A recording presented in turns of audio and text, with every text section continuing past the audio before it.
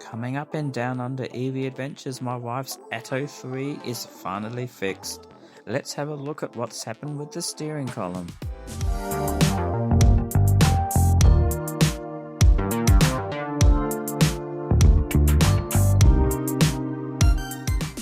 Welcome back everyone. So here's a quick update about my wife's Atto 3. So you'll know a couple of episodes ago I gave you a rundown of the clunking noise that we heard and how we took it to one of our local mechanics who diagnosed a problem with the intermediate steering column. Now we had it repaired there a few days ago and I'm pleased to say it didn't cost too much, but I'll go into that later on in the episode. In the meantime, let's join me in real time and I'll take you through the car. And the green machine is all fixed. The steering column has been replaced and I haven't noticed any noises from the steering wheel, so I'm just trying it out again now.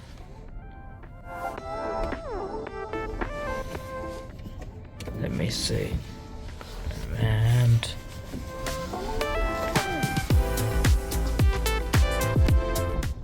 nope, no noises. I think we're all good.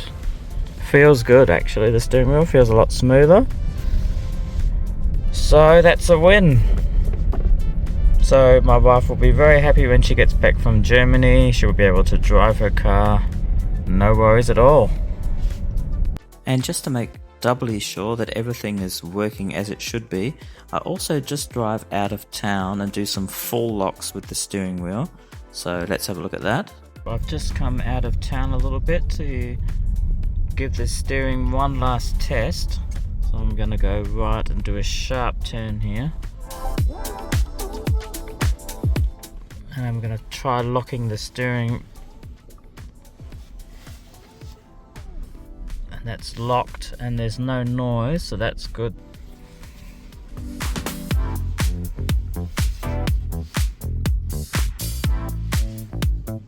So that's good, locking the steering wheel to the left and the right.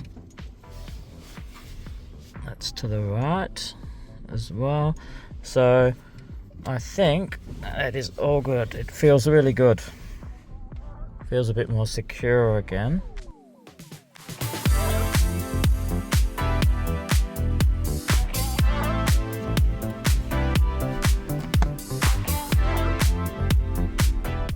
Bit of a wet old day here today in Kalgoorlie.